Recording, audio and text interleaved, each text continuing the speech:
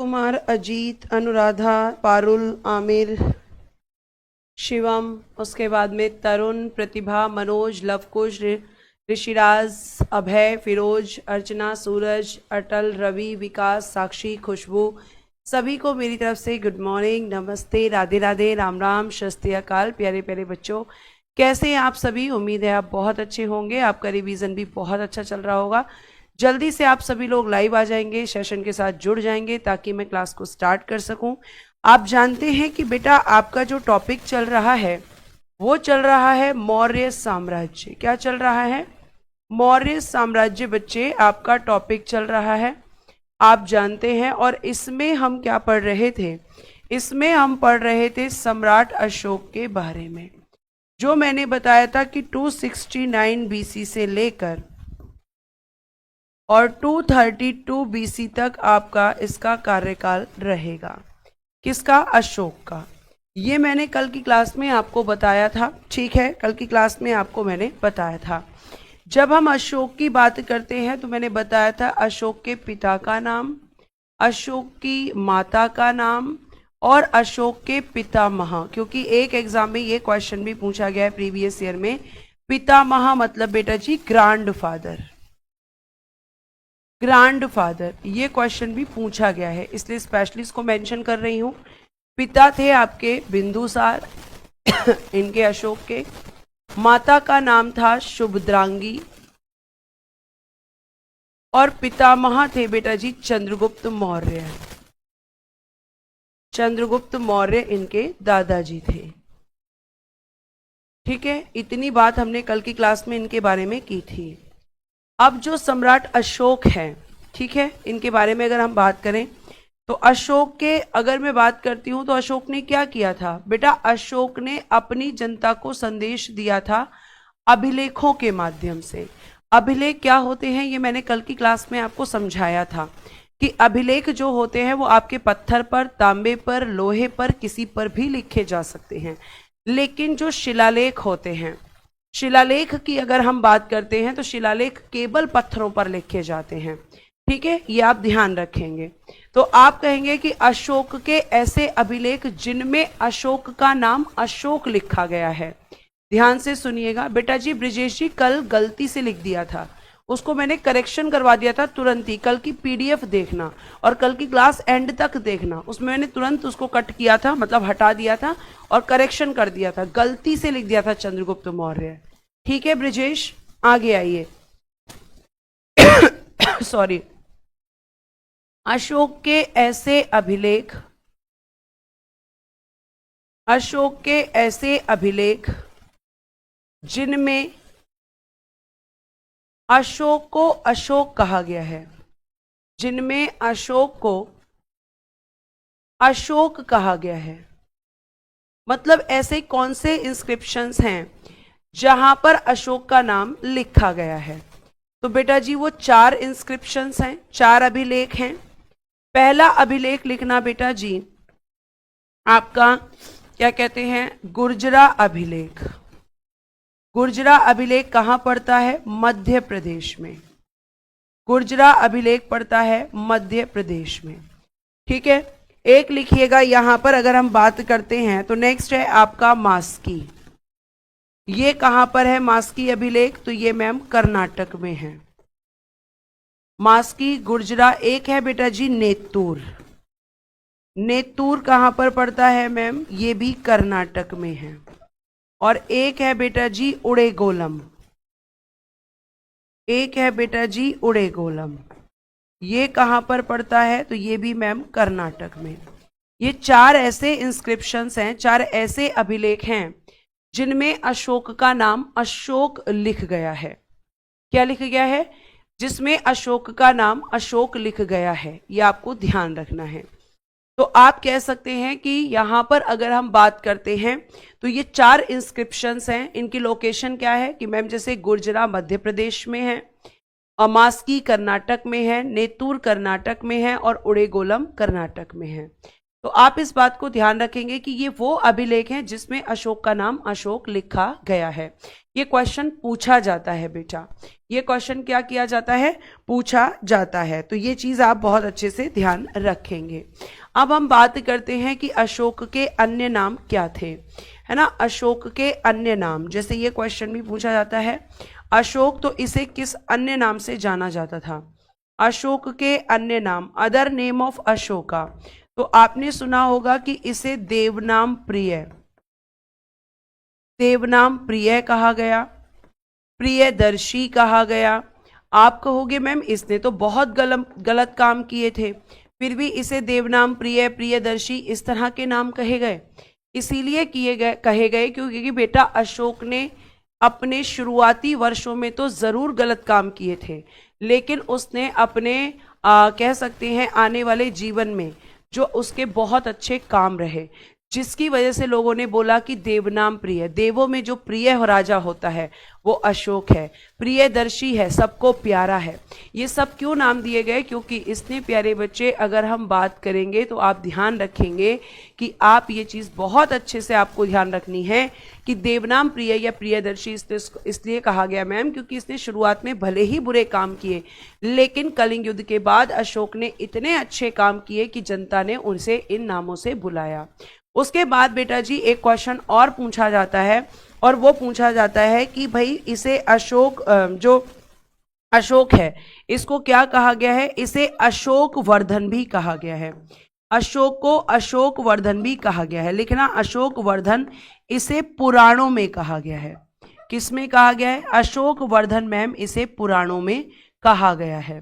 तो ये क्वेश्चन भी आ सकता है कि अशोक वर्धन इसे कहाँ कहा गया है, तो मैम पुराणों में कहा गया है, इसे अशोक वर्धन पुराणों में कहा गया है, ये आप ध्यान रखेंगे।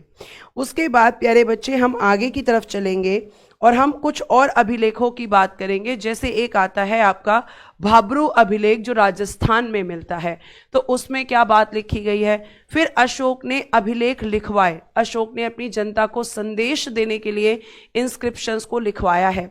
तो वो जो इंस्क्रिप्शंस थे उनकी भाषा क्या हुआ करती थी, ठीक है। और इसके इंस्क्रिप्शंस की भाषा से कई बार क्वेश्चन, जैसे यूपी में क्वेश्चन पूछा भी जा चुका है कि अशोक की जो अभिलेखों की भाषा थी वो क्या थी, निम्नलिखित में से क्या थी। तो आपके 4 ऑप्शन रहते हैं, ठीक है, या क्या नहीं थी।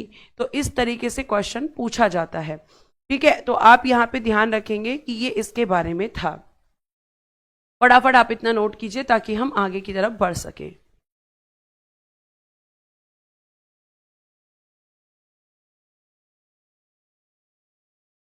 फटाफट इसको नोट कीजिए ताकि हम आगे की तरफ बढ़ सकें फटाफट से। मोनिस्टर अजय कह रहे हैं संस्कृत थी, संस्कृत नहीं थी बेटा।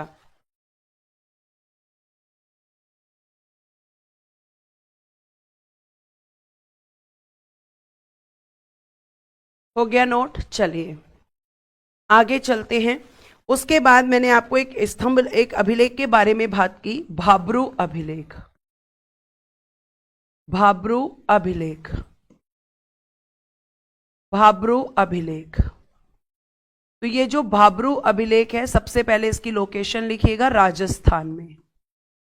कहां पर है ये अभिलेख, राजस्थान में। और इस अभिलेख में क्या कहा गया है, तो इस अभिलेख में लिखना अशोक ने स्वयं को, अशोक ने स्वयं को मगध का सम्राट बताया है, मगध का सम्राट बताया है, सम्राट बताया है इस इंस्क्रिप्शन के अंदर। सम्राट होता है बेटा जी राजाओं का भी राजा, सम्राट होता है बच्चे राजाओं का भी राजा, ठीक है। तो इसने अपने आप को क्या बताया है, मगध का सम्राट बताया है।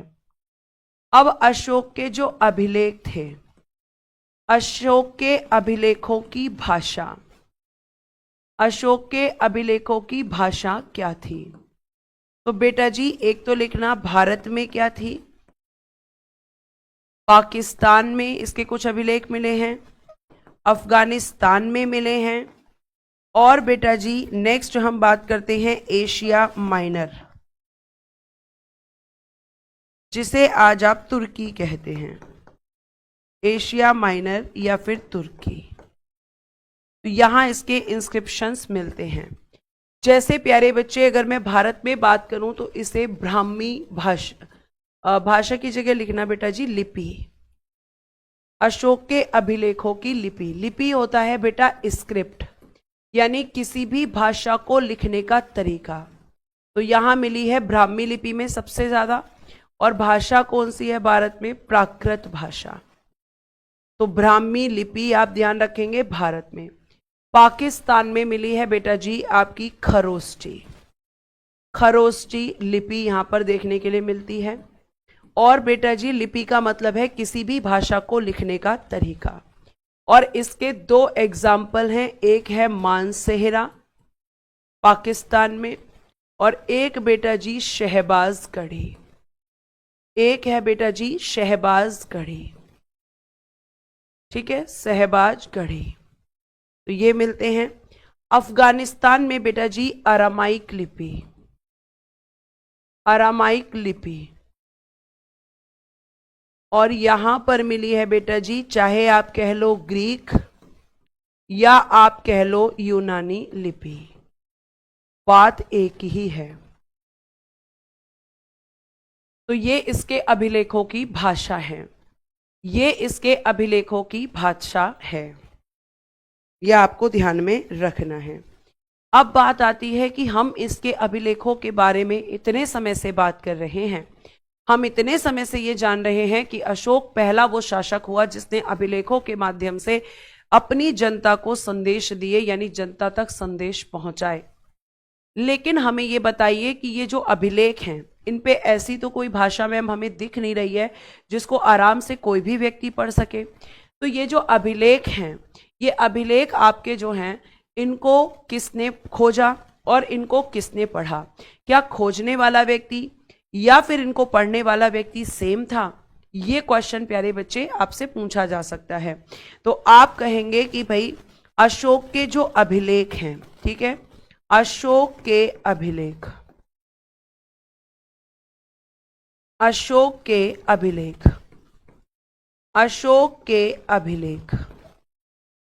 और अभिलेख जब हम बात करेंगे तो पहले तो इनकी खोज किसने की थी?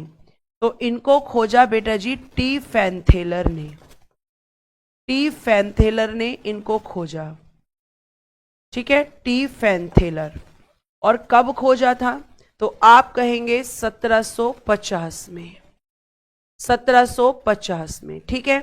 फिर इसके अभिलेखों को जिसने पढ़ा था बेटा जी 1837 में, और पढ़ने वाले थे आपके जेम्स प्रिंसिप। ये क्वेश्चन एग्जाम में पूछा जा चुका है। जेम्स प्रिंसिप, अशोक के अभिलेखों को किसने पढ़ा? तो जेम्स प्रिंसिप ने। और अशोक के अभिलेखों को किसने खोजा? तो मैम टी फैनथेलर ने। ये क्वेश्चन सीधे सीधे पूछे जाते हैं।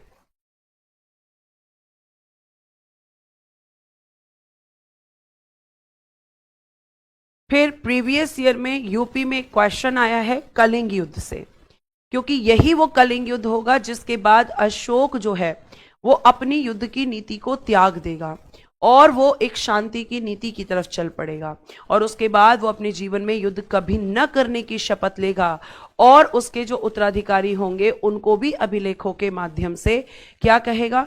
उनको भी अभिलेखों के माध्यम से संदेश देगा।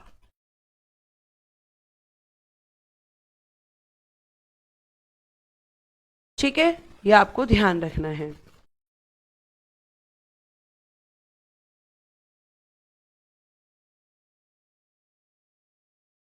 आगे चल सकते हैं बच्चे, नोट कर लिया है आपने? बताइए फटाफट।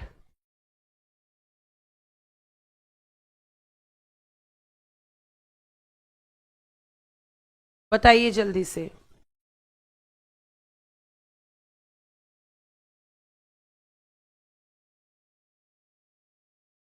ओके, आगे चलिए। अब आप एक हेडिंग देंगे बहुत प्यारी सी, कलिंग युद्ध। कलिंग युद्ध ये हुआ था बेटा जी 261 BC। कब हुआ था? 261 बीसी में कलिंग युद्ध हुआ था।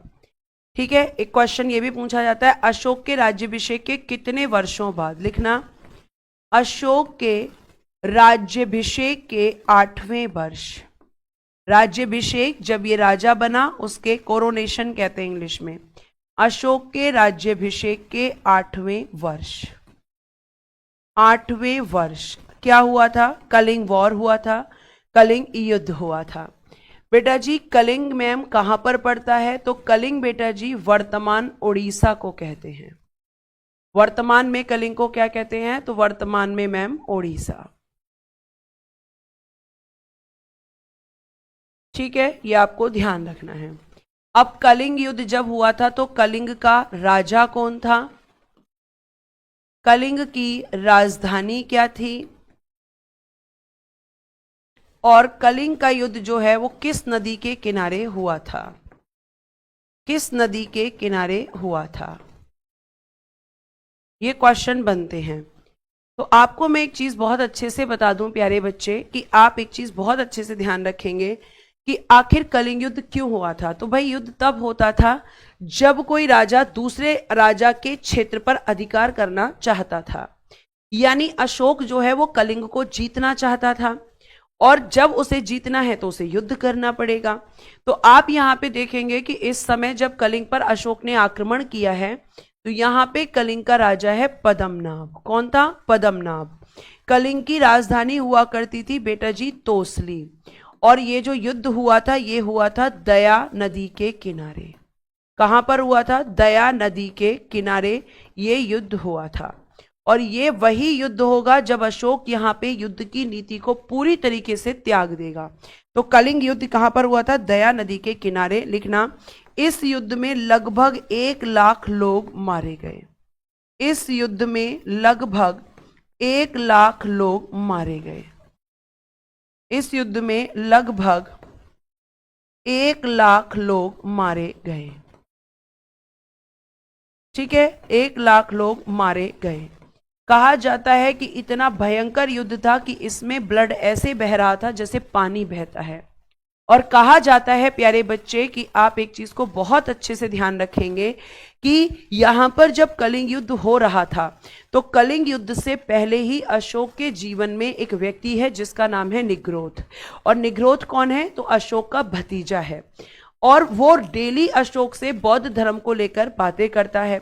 और आप जानते हैं कि बौद्ध धर्म क्या कहता है? बौद्ध धर्म कहता है अहिंसा के मार्ग पर चलो। बौद्ध धर्म कहता है जीव हत्या करना पाप है। बौद्ध धर्म कहता है जीव जंतुओं को मारना पाप है।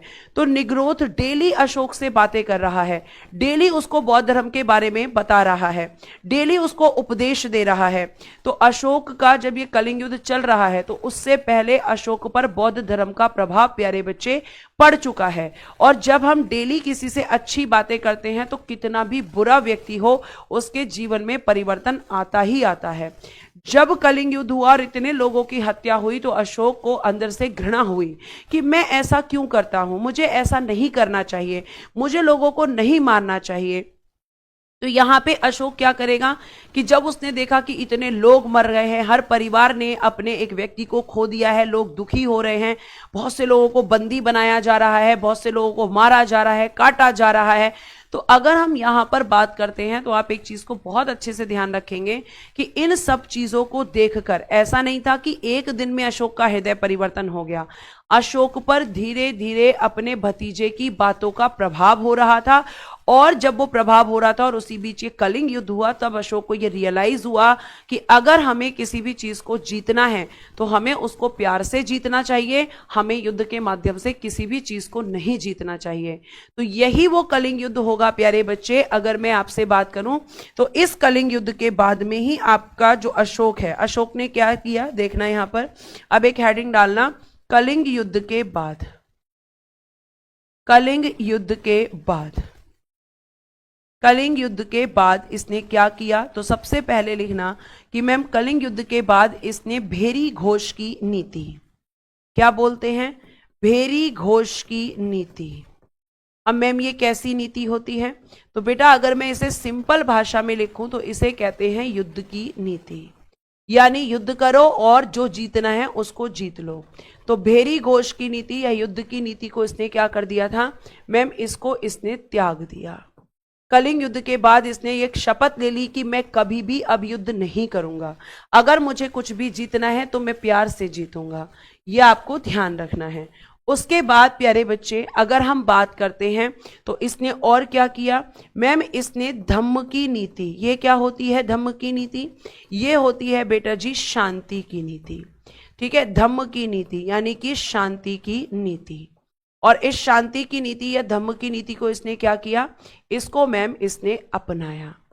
इसने अपनाया और केवल खुद ही नहीं अपनाया बल्कि इसके जो उत्तराधिकारी रहेंगे, मतलब इसके बाद जो शासक बने, उन सब को इसने संदेश दिया कि आपको युद्ध नहीं करना है। यानी इसने क्या किया, अपना एक शांति का धम्म स्थापित किया और उसमें जनता को, शासकों को ये संदेश दिए कि भैया मेरी बात को ध्यान से सुनो, युद्ध मत करो, जीव हत्या मत करो, हिंसा मत करो। ये सब प्यारे बच्चे इसने क्या किया है, आप कहोगे कि मैम इन सब का इसने संदेश अपने अभिलेखों में दिया है। और इसने अपने अभिलेख इसीलिए लिखवाए ताकि लोग जो हैं क्या कर सके, लोग जो है मैम अगर हम बात करें तो लोग अपनी जो मतलब उसके जो संदेश हैं उनको अभिलेखों पे लिखवाने का था इसका मकसद कि इन्हें लोग लंबे समय तक पढ़ सकें। तभी इसने अपने अभिलेखों को पत्थरों पर, आपके लोहे पर, तांबे पर, इन पर लिखवाया है। ये आपको ध्यान रखना है। ठीक है, इतनी बात आपको ध्यान रखनी है। तो इसके बाद ही अशोक को महान शासक, प्रियदर्शी, देवनाम प्रिय, इस तरीके के नाम दिए गए क्योंकि उसने अपने जीवन में इसके बाद बहुत ही अच्छे काम किए थे। ठीक है, आगे लिखिएगा। इस युद्ध के बाद, कलिंग युद्ध के बाद और क्या किया, कलिंग युद्ध के बाद ही अशोक ने बौद्ध धर्म को अपना लिया। अशोक ने बौद्ध धर्म को अपनाया। कलिंग युद्ध के बाद ही इसने क्या किया था मैम, अशोक ने बौद्ध धर्म को अपनाया। बौद्ध धर्म को अपनाया। बौद्ध धर्म को अपनाया किसने, तो आप कहोगे मैम अशोक ने।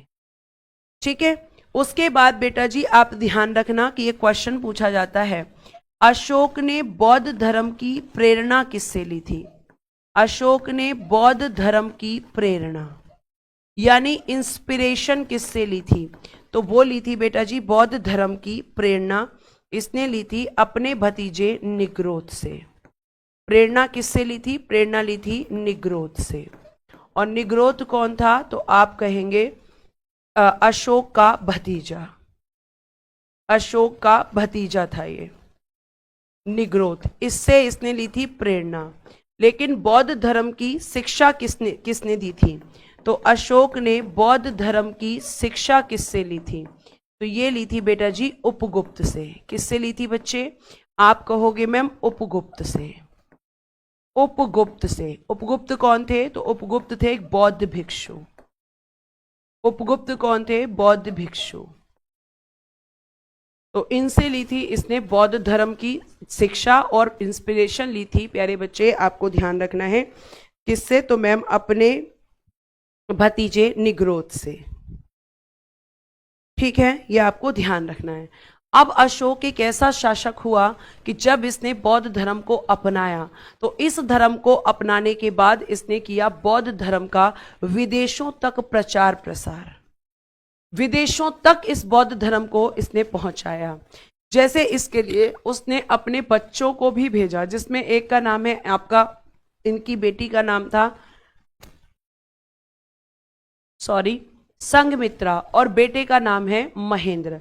तो अपने बेटे और बेटी को भी भेजा कि जाओ और वहां पे जाकर क्या करके आओ, तो आप कहोगे मैम वहां पे जाकर आप जो है, इसने कहा कि बौद्ध धर्म का प्रचार करके आओ। ठीक है, बौद्ध धर्म का प्रचार करके आओ। हाँ बेटा बिल्कुल सही कह रहे हो तुम, मतलब यहाँ सुबह सुबह लाइव क्लास लो और तुम्हें अपना नाम दिलवाना है, इसलिए मैम ये रिकॉर्डेड क्लास है। तुम कितनी भी कोशिश कर लो, मैं तुम्हें बोल ही चुकी हूँ कि ये जो ट्रिक्स तुम अपनाते हो है ना, ये ट्रिक्स जो तुम अपनाते हो कि मैम हमारा नाम ले दें, हम ऐसा लिखेंगे तो मैम जरूर ले लेंगे, ये सारी क्लासेस में होता है। हमें इसकी आदत हो चुकी है। फटाफट नोट करें ताकि मैं आगे की तरफ बढ़ूं। फटाफट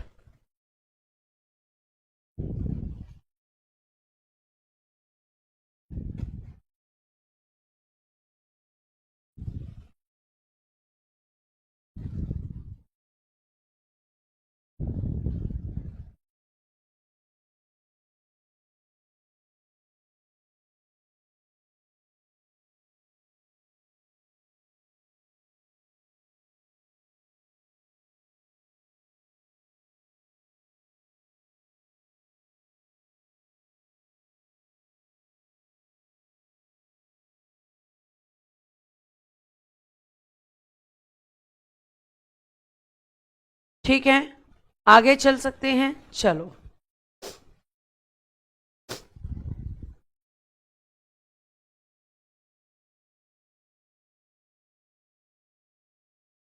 मैम कलिंग युद्ध किसने जीता था? बेटा अशोक ने जीता था, अशोक ने जीता था बेटा जी, अशोक ने। ठीक है, एक बच्चा बोल रहा है अशोक का वंश क्या था, शाबाश, वेरी गुड। ऐसे ही क्वेश्चन आने चाहिए क्लास में, तभी पता चलेगा कि क्लास में आपका कितना फोकस है ना। कोई पूछ रहा है मैम बीसी क्या होता है, कोई पूछ रहा है अभिलेख क्या होता है, कोई पूछ रहा है कि मैम अशोक किस वंश से था, कोई कह रहा है रिकॉर्डेड क्लास है। बहुत बढ़िया, शानदार। पता चल रहा है कि ऐसे बच्चे कितना यहाँ पर पढ़ते हैं। कलिंग युद्ध प्यारे बच्चे अशोक ने जीता था। ठीक है, आगे देखिए। अब अशोक ने लिखना, अशोक ने बौद्ध धर्म का प्रचार, बौद्ध धर्म का प्रचार विदेशों तक करवाया, विदेशों तक करवाया। सही जा रहे हो तुम लोग एकदम। ठीक है, विदेशों तक करवाया। जैसे अगर हम बात करते हैं तो इसने क्या किया, श्रीलंका, श्रीलंका में अपने पुत्र महेंद्र और अपनी बेटी संघमित्रा को भेजा, और अपनी बेटी संघमित्रा को भेजा।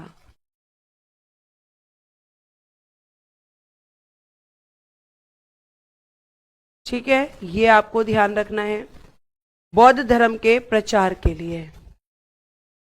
ठीक, आगे आइए यहां पर। नेक्स्ट अगर हम बात करते हैं तो प्यारे बच्चे तक्षशिला में,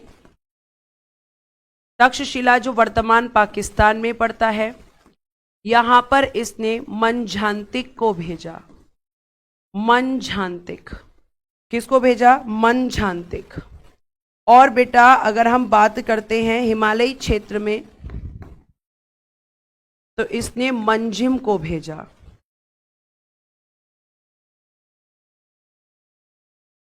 मंजिम, मंजिम को भेजा। ठीक है,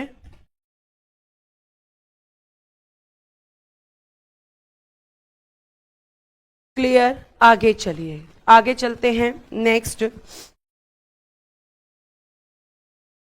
भारत में सर्वप्रथम, भारत में सर्वप्रथम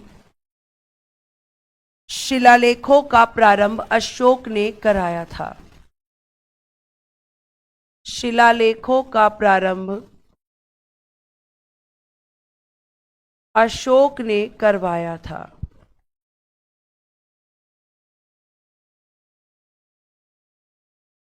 शिलालेख या अभिलेख,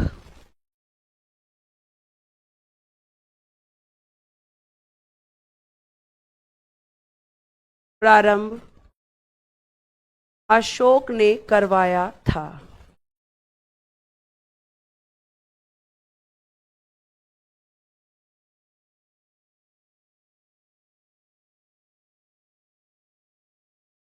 ठीक है, इनके द्वारा इसने क्यों करवाया था ये? ताकि जनता तक संदेश पहुंच सके।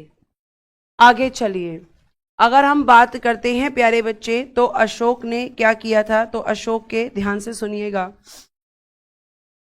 अगर मैं बात करती हूं तो अशोक के शिलालेख कितने थे? अशोक के शिलालेख थे बेटा जी 14। शिलालेख और अभिलेख में अंतर बताओ, देखते हैं कितने बच्चे बताते हैं। शिलालेख मतलब 14, और अशोक के थे स्तंभ लेख। स्तंभ लेख बेटा जी जो कि पिलर पर लिखे जाते हैं। ये पिलर लोहे का भी हो सकता है, ये पिलर पत्थर का भी हो सकता है, और बेटा जी गुहा लेख जो गुफाओं में लिखवाए जाते हैं। ये थे बच्चे इसके 3, ये थे बेटा जी इसके 3। ठीक है, ये थे 3, और आप यहाँ पे अभिलेख हटा देना क्योंकि अभिलेख किसी पर भी लिखवाए जा सकते हैं। तो शिलालेखों का प्रारंभ किसने कराया था? अशोक ने। तो वो 14 शिलालेख कौन से थे ये हम देखेंगे यहाँ पर। प्यारे बच्चे, अगर मैं आपसे बात करती हूं तो शिलालेख केवल पत्थरों पर लिखवाए जाते हैं, जबकि अभिलेख या स्तंभ लेख आपके तांबे पर भी हो सकते हैं, पत्थर पर भी हो सकते हैं और लोहे पर भी हो सकते हैं। वेरी गुड मैम, शिलालेख पत्थर पर लिखा जाता है, शाबाश। तो अगर मैं आपसे बात करती हूं तो अशोक के कितने शिलालेख थे? 14। कितने स्तंभ लेख थे? 7। कितने गुहा लेख थे? गुहा कहते हैं गुफा को, केव को, जो कि आपके गुफाओं के अंदर भी इसने पत्थरों पर क्या लिखवाए थे? संदेश लिखवाए थे। ये आपको ध्यान में रखना है। राकेश जी, अभी हम बात करेंगे, अभी अभिलेखों के बारे में भी बात करेंगे, टेंशन मत लीजिए, ठीक है? थोड़ा सा पेशेंस रखिए, सब मैं आपको बता दूंगी, जो इंपॉर्टेंट है वो कुछ भी नहीं छूटेगा। उसके बाद आप यहाँ पे एक चीज और ध्यान रखना कि आपका जो अशोक है, इसके बारे में जब हम बात कर रहे हैं तो अब हम लिखेंगे कि अशोक के जो 14 शिलालेख थे उनमें इंपॉर्टेंट केवल हम पढ़ेंगे अशोक के शिलालेख। तो जो केवल इंपॉर्टेंट हैं हम केवल उनको पढ़ेंगे, अशोक के शिलालेख। तो बेटा जी, अगर हम बात करते हैं अशोक के शिलालेखों में, अशोक का प्रथम शिलालेख, तो इसमें अशोक ने क्या कहा है कि भैया पशु बलि की निंदा की है, कि आपको पशुओं को नहीं मारना चाहिए। क्या किया इसने? पशु बलि की निंदा की है। इसने कहा कि भैया अहिंसा के मार्ग पर चलो, और इसमें इसने कहा कि समस्त प्रजा मेरे पुत्र हैं। क्या है? समस्त प्रजा मेरे पुत्र हैं। अशोक का मानना था कि मैं कौन हूं? अपनी प्रजा का पिता हूं, समस्त प्रजा मेरे पुत्र हैं। और एक पिता का और एक माता का कर्तव्य होता है कि वो अपने बच्चों को अच्छी परवरिश दें, वो अपने बच्चों को अच्छे संस्कार दें। तो अशोक कह रहा है कि मैं ऐसा ही काम करना चाहता हूं और इन शिलालेखों अभिलेखों के माध्यम से जनता को क्या करना चाहता हूं? तो आप कहोगे कि मैम ये कह रहा है मैं जनता को संदेश देना चाहता हूं, ठीक है? तो अशोक के शिलालेखों में जो पहला शिलालेख है उसमें पशु बलि की निंदा की गई है। अहिंसा के मार्ग पर क्या किया गया है? तो अहिंसा के मार्ग पर चलने की बात कही है इसने, और कहा है कि जो समस्त प्रजा है वो मेरे सारे पुत्र है। मतलब मैं अपनी प्रजा का पिता और ये सब मेरे पुत्र हैं, तो मेरा ये फर्ज बनता है कि मैं अपने पुत्रों को अच्छी परवरिश दूं, अच्छे संस्कार दूं। ये आपको ध्यान में रखना है। फिरोज, थोड़ा पेशेंस रखना पड़ता है बेटा क्लास में, ठीक है? थोड़ा पेशेंस के साथ आप लोग पढ़ा करो। सब बताऊंगी कि किस शिलालेख में अशोक के कलिंग युद्ध का वर्णन है। अभी शिलालेख हमने पढ़ना शुरू किया है ना? तो इसी में मैं आपको बताऊंगी, तो थोड़ा सा पेशेंस रखा करो बेटा। अगर तुम्हारा पूरा फोकस कमेंट पे रह गई, जितने बच्चे कमेंट करते हैं वो भी बिना मतलब वाले बच्चों की मैं बात कर रही हूं, तो वो आप ये समझ लीजिए कि आप सिलेक्शन से उतना ही दूर हो रहे हैं। ये बात कड़वी है पर यही सच्चाई भी है। टॉपिक से आप कोई क्वेश्चन नहीं करते हैं, फालतू के क्वेश्चन करते रहते हैं, जिसका क्लास से कोई लेना देना नहीं है, और ये आपको सिलेक्शन में पीछे खींचेगा। आपकी ये आदत आपको सिलेक्शन में पीछे लेकर आएगी। मैं नाम लेती ही नहीं हूं, आप कितनी कोशिश करिए। आगे चलिए। उसके बाद में दूसरे में इसने बात की है पशु चिकित्सा की, पशु चिकित्सा को लेकर बात की है, ठीक है? पशु चिकित्सा, ठीक है, कि भैया पशुओं को भी चिकित्सा मिलनी चाहिए। और बेटा जी इसमें इसने किया है दक्षिण राज्यों का उल्लेख, दक्षिण राज्यों का उल्लेख इसने किया है। यानी दक्षिण भारत में शासन करने वाले वंश हुआ करते थे, उनके बारे में इसने उल्लेख किया है। जैसे जैसे बेटा जी चोल और आपके चेर और आपके पांडे। बेटा ये मैं आपको भी पढ़ाऊंगी जब मैं आपको दक्षिण भारत के वंश पढ़ाऊंगी, तो उसमें आप देखेंगे चोल वंश, चेर वंश, पांडे वंश। तो इनका उल्लेख अशोक ने किस अभिलेख शिलालेख में किया है? तो मैम दूसरे में। और पशु चिकित्सा की बात किसमें की है? दूसरे में। अहिंसा की बात किसमें की है? पहले में। अगर आप ध्यान से सुनेंगे तो चीजें याद हो जाएंगी, नहीं सुनेंगे तो नहीं होंगी, ठीक है? ये आप ध्यान रखेंगे। उसके बाद बेटा अगर हम बात करते हैं तो नेक्स्ट देखिएगा, नेक्स्ट अशोक ने बात की है अपने तीसरे शिलालेख में अधिकारी, ऑफिसर्स की बात की है जो अशोक के दरबार में रहते थे। जैसे प्यारे बच्चे, एक होता था रज्जुक, एक होता था युक्तक, एक होता था प्रादेशिक। ये इसके अधिकारी थे इसके दरबार में, रज्जुक, युक्तक और प्रादेशिक, ठीक है, युक्तक प्रदेशक, तो इन्हें प्रदेशक लिखना है, इसे प्रदेशक। तो यहां पे अशोक ने अपने अधिकारियों को संदेश दिया है। इस शिलालेख में अशोक ने कहा कि मेरे जो अधिकारी हैं ये क्या करेंगे कि मेरा जो पूरा साम्राज्य है, जहां तक मेरा साम्राज्य है, मेरा जो पूरा साम्राज्य है, इसमें क्या करेंगे, प्रत्येक 5 वर्ष पर भ्रमण करेंगे। प्रत्येक 5 वर्ष पर भ्रमण करेंगे। क्यों करेंगे भ्रमण, क्यों घूमेंगे, ताकि लोगों को जो समस्याएं हैं वो मुझ तक पहुंच सके। हर 5 साल में इन अधिकारियों का काम होगा कि जहां तक मेरा साम्राज्य है वहां तक आप जो है घूमोगे, भ्रमण करोगे और लोगों की जो समस्याएं हैं, लोगों को जो प्रॉब्लम्स हैं वो मुझ तक लेकर आओगे। तो इसने अपने अधिकारियों का वर्णन किसमें किया है, तीसरे शिलालेख में किया है। प्यारे बच्चे, चौथे शिलालेख में इसने क्या बताया है कि भाई जो भैरी घोष की नीति थी, भैरी घोष की नीति, इसका किया था मैंने त्याग। भैरी घोष की नीति का त्याग कर दिया था और धम्म घोष की नीति अपनाई थी, और धम्म घोष की नीति अपनाई, धम्म घोष की नीति अपनाई। ये किसमें कहा है अशोक ने, तो आप कहोगे चौथे शिलालेख में। और ये कब किया था इसने, कलिंग युद्ध के बाद। और इसका वर्णन किस शिलालेख में किया गया है मैम, चौथे शिलालेख में किया गया है। फिर जो इसका 5वां शिलालेख था बेटा, तो इसमें इसने बात की है धम्म महामात्र, धम्म महामात्रों की नियुक्ति की, धम्म महामात्रों की नियुक्ति। अब आप बोलोगे कि मैम ये धम्म महामात्र कौन होते थे, धम्म महामात्र कौन होते थे, तो बेटा जी जो ये धम्म महामात्र होते थे, इनका काम होता था जगह जगह पर जाकर अशोक के धम्म का प्रचार प्रसार करना।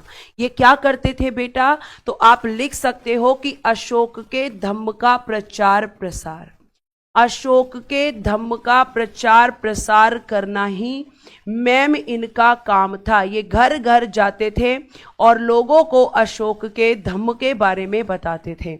अशोक का धम्म क्या था, शांति की नीति, अहिंसा के मार्ग पर चलना, जीवों की हत्या ना करना, सभी धर्मों को समान मानना, दूसरे धर्म को नीचा नहीं दिखाना, अपने धर्म को उच्च मानकर दूसरे धर्म को नीचा करना, ये सब क्या है प्यारे बच्चे, तो आप कहेंगे कि मैम ये सब अशोक का जो कह सकते हैं धम्म था। उसने सारी गलत चीजों के लिए इसमें मना किया है।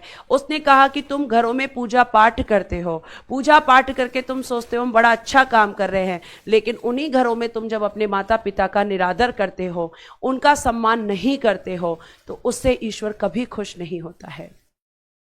तो अशोक का धम्म क्या है, अच्छी बातें, कितनी अच्छी बातें, जो अच्छी बातें होती हैं वही अशोक का धम्म है। युद्ध नहीं करना, अहिंसा के मार्ग पर नहीं चलना, सभी धर्मों को समान मानना, किसी धर्म को अपने धर्म को उच्च मानकर दूसरे धर्म को नीचा नहीं दिखाना, आपस में झगड़ा नहीं करना, जाति धर्म के नाम पर नहीं लड़ना, यही सब अशोक का धम्म है। माता पिता का आदर करना, जीवों की हत्या नहीं करना, ये सब अशोक के धम्म में है। और यही सब किसने कहा है, गौतम बुद्ध ने। ठीक है, तो इसने आप देख रहे हैं कि अब कितने अच्छे काम किए हैं, तो ये आपको ध्यान रखना है। ठीक है, उसके बाद में प्यारे बच्चे छठे में इसने कहा है आत्मनियंत्रण की बात। छठे में इसने क्या किया है, सेल्फ कंट्रोल की बात कही है, आत्मनियंत्रण करना। छठा इसने क्या कहा है, आत्मनियंत्रण यानी सेल्फ कंट्रोल करना। और कंट्रोल, आत्मनियंत्रण किस पर करना, अपनी इच्छाओं पर, अपनी इच्छाओं को नियंत्रित करना। तो हम ये कह सकते हैं प्यारे बच्चे कि अगर इसने ये भी कहा कि यदि जन कल्याण की बात हो, इसमें इसने ये भी कहा है कि यदि जन कल्याण की बात हो, जन कल्याण मतलब जनता का कल्याण, यदि जन कल्याण की बात हो तो मेरे अधिकारी, बात हो तो मेरे अधिकारी मुझे किसी भी समय, बात हो तो मेरे अधिकारी मुझे किसी भी समय अवगत करा सकते हैं, मेरे अधिकारी मुझे किसी भी समय अवगत करा सकते हैं। अवगत मतलब मुझे बता सकते हैं, मुझे किसी भी समय अवगत करा सकते हैं। ये किसमें कहा है अशोक ने, तो आप कहोगे कि मैम ये कहा है अशोक ने अपने शिलालेख में। उसने कहा कि यदि जनता के कल्याण की बात है तो मैं अपने अधिकारियों को यह आदेश देता हूं कि चाहे दिन हो रहा हो चाहे रात, आपको क्या करना है, मुझे संदेश देना है, क्योंकि जनता के कल्याण करना मेरा कर्तव्य है, क्योंकि जनता मेरी संतान है और मैं उनका पिता हूं। ठीक है। उसके बाद बेटा जी आपका 7वां, इसमें अशोक ने धार्मिक समन्वय की बात की है कि सभी धर्मों में क्या होनी चाहिए, एकता होनी चाहिए, सभी धर्म समान होने चाहिए। और प्यारे बच्चे ध्यान रखना, इसी अभिलेख में बताया गया है कि अशोक ने क्या किया था, 259 बीसी इसने की थी बौद्ध गया की यात्रा। बताओ बौद्ध गया में क्या हुआ था जो इसने बौद्ध गया की यात्रा की थी।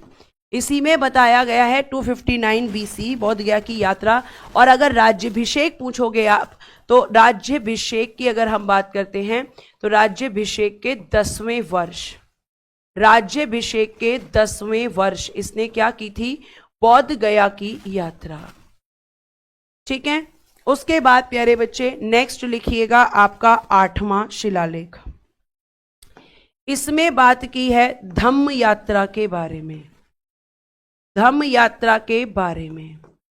और ये कहां की यात्रा है, धम्म यात्रा के बारे में। तो इसने बेटा जी 249 बीसी 249 बीसी इसने की थी लुम्बिनी की यात्रा। लुम्बिनी की यात्रा क्यों की थी, क्योंकि मैम यहां पे गौतम बुद्ध का जन्म हुआ था और बौद्ध गया में गौतम बुद्ध को ज्ञान की प्राप्ति हुई थी।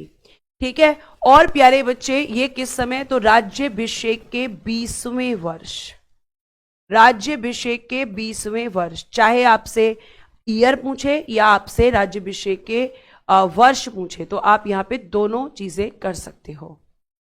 ठीक है, ये आपको ध्यान रखना है।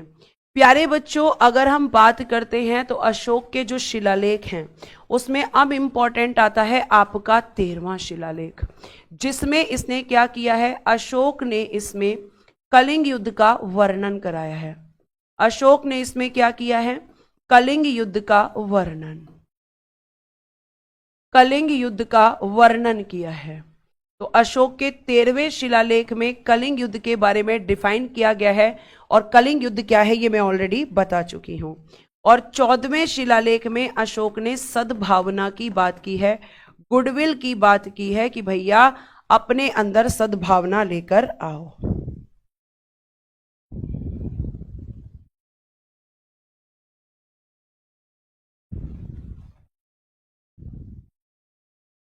ठीक है, सद्भावना लेकर आओ। अब यहां पे एक बच्चे ने पूछा था रुमिनदेई अभिलेख, रुमिनदेई अभिलेख सबसे पहले तो ये कहां पर है मैम, तो बेटा जी ये पड़ता है नेपाल के तराई क्षेत्र में, नेपाल के तराई क्षेत्र में रुमिनदेई अभिलेख।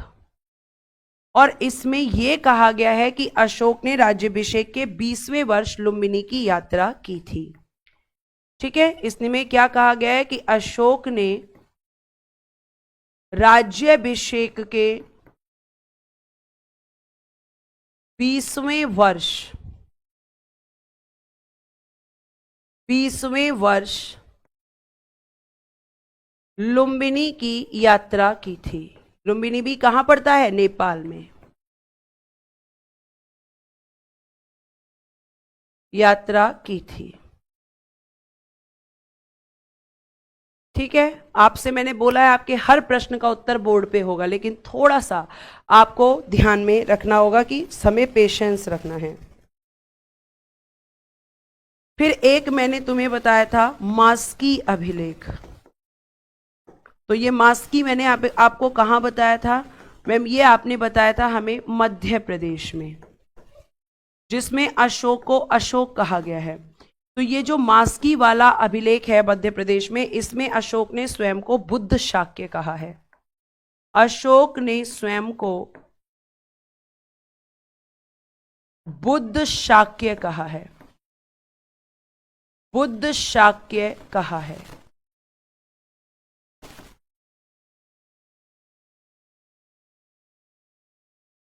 ये अशोक के शिलालेख थे। ठीक है,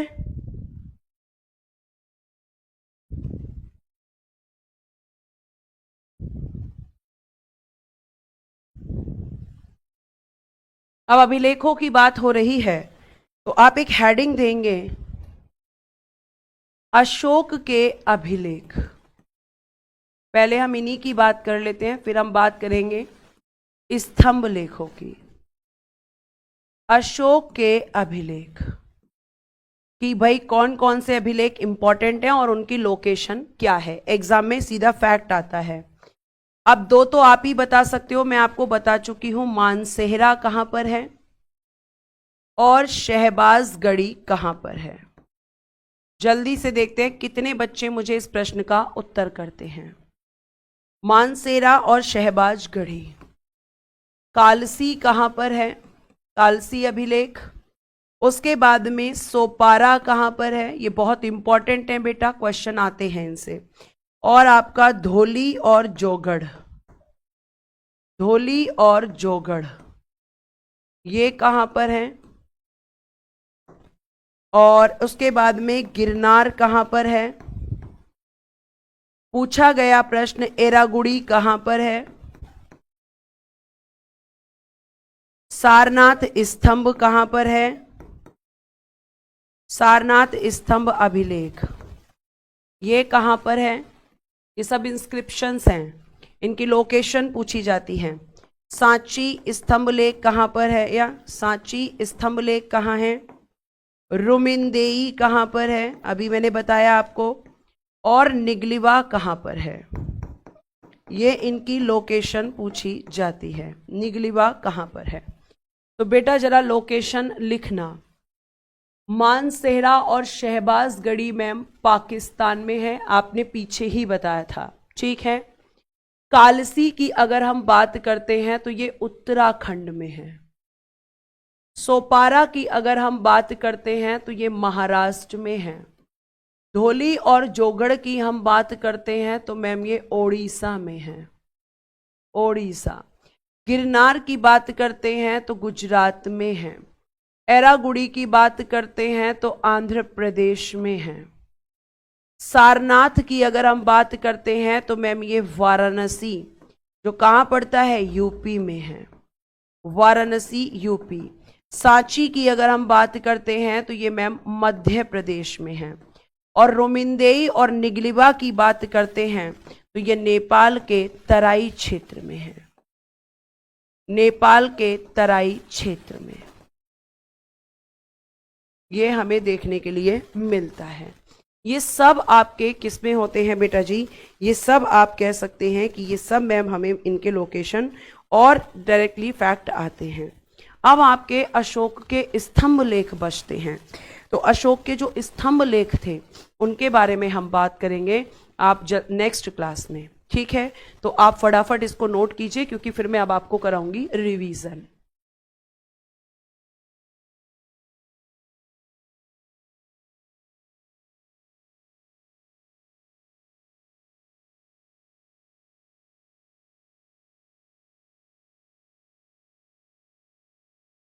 एक मिनट, मैंने शायद कुछ गलत लिख दिया है, एक मिनट। मास्की मैंने क्या लिख दिया है, सॉरी सॉरी सॉरी, मास्की कर्नाटक में है बेटा, इसको करेक्शन कर लेना। मास्की इंस्क्रिप्शन कर्नाटक में है, सॉरी बेटा, मैंने यहाँ मध्य प्रदेश, गुर्जरा है मध्य प्रदेश में, इसको कर्नाटक कर देना। सॉरी बेटा, इसको करेक्ट कर लेना। करेक्ट कर लिया हो तो जल्दी से एक बार थम्स अप कर देना। ठीक है, इसको करेक्ट कर दिया हो तो प्लीज इसको ठीक कर देना। Thank you Ajay, thank you so much. Anil बाबूजी लॉन्ग में ही लिखा है, इससे ज्यादा लॉन्ग कितना चाहिए आपको बेटा, पूरी किताब थोड़ी छापनी है। जितने आप पढ़ सकते हैं उतना लिखा जा रहा है बेटा।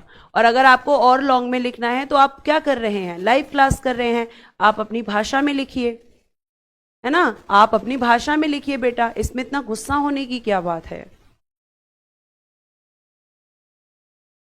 ठीक है, करेक्ट कर लिया है, आगे आइए। तो ये आपके प्यारे बच्चे यहाँ पर थे। अब एक हेडिंग डाल के छोड़ देना, अशोक के स्तंभ लेख, क्योंकि अब मैं आपको क्या कराने वाली हूँ, अब मैं आपको कराने वाली हूँ रिवीजन जो आपने पढ़ा है। Revision slide, revision slide. चलिए पहला क्वेश्चन मुझे बताइए, अशोक का शासनकाल, जो मैंने आपको स्टार्टिंग में ही लिखवाया था कि कब से कब तक था। अशोक के पिता का नाम, अशोक के पितामह का नाम, जो कि बेटा एग्जाम में पूछा जा चुका है। अशोक के पितामह का नाम। उसके बाद में अशोक वर्धन, इसे किस में कहा गया है? अशोक वर्धन किस में कहा गया है इसे? उसके बाद में अशोक नाम किन अभिलेखों में है? अशोक नाम इसका किस अभिलेख में है? अशोक ने स्वयं को मगध का सम्राट, अशोक ने स्वयं को मगध का सम्राट, मगध का सम्राट किस अभिलेख में बताया है? किस अभिलेख में? अभिलेख आप खुद देख लेना। अच्छा अभी छोड़ रही हूं। चलो आगे देखो यहां पर। तो बेटा अगर मैं बात करती हूं अशोक का शासनकाल, मैंने आपको स्टार्टिंग में ही बताया था कि 269 बीसी से लेकर 232 बीसी तक है। ठीक है, फिर मैंने आपको बताया था इसके पिता बिंदुसार थे। ये क्वेश्चन आपका पितामह वाला पूछा गया है, तो ये चंद्रगुप्त मौर्य थे, चंद्रगुप्त मौर्य। अशोक वर्धन इसे किस में कहा गया है? तो मैम इसे पुराणों में कहा गया है। अशोक का नाम किस में है? तो मैम मास्की, गुर्जरा, नेतुर और उड़ेगोलम। गुर्जरा, नेतुर और हम कह सकते हैं उड़ेगोलम। ठीक है, उड़ेगोलम। अशोक ने स्वयं को मगध का सम्राट किस में बताया? तो मैम भाब्रू अभिलेख में, भाब्रू अभिलेख में बताया है। फिर मुझे बताइए कलिंग युद्ध किस वर्ष हुआ? बताइए कलिंग युद्ध किस वर्ष हुआ? कलिंग युद्ध किस वर्ष हुआ? वर्ष बताना है। ठीक है, इसमें आपका राजा कौन था और इस युद्ध में कौन जीता, ये आपको बताना है। कलिंग का राजा कौन था ये बताना है, कौन जीता और राज्याभिषेक के कौन से वर्ष हुआ। बेटा आज इतना ही रिवीजन करवाऊंगी, राज्याभिषेक के कौन से वर्ष, फिर नेक्स्ट क्लास में आपको बाकी रिवीजन करवाऊंगी। ठीक है, कौन से वर्ष। तो आप कहेंगे बताइए जल्दी से। बहुत बढ़िया मैम, 261 बीसी में। राजा कौन था कलिंग का? तो मैम राजा था पद्मनाभ। ठीक है, कौन जीता था? ये बच्चा बहुत देर से क्वेश्चन कर रहा था, तो बेटा जी अशोक जीता था। राज्याभिषेक के कौन से वर्ष? तो मैम 8वें वर्ष हुआ था। और लास्ट क्वेश्चन बता दो कि कलिंग युद्ध का वर्णन अशोक के किस शिलालेख में है? कलिंग युद्ध का वर्णन अशोक के किस शिलालेख में है? ठीक है, आगे मैं बेटा आपको अगली बार से जो है लगभग 950 पे रिवीजन कराना शुरू कर दिया करूंगी। ठीक है, तो आज हम इतना ही रखते हैं। लास्ट क्वेश्चन है, अशोक ने कलिंग युद्ध का वर्णन अपने किस शिलालेख में किया है? तो वो आपको मुझे बताना है जल्दी से। ठीक है, चलिए आज के लिए thank you so much, bye bye, take care and good day everyone. जय हिंद, जय भारत। हंसते रहें, मुस्कुराते रहें, हमेशा खुश रहें। वेरी गुड मैम, 13वें शिलालेख में।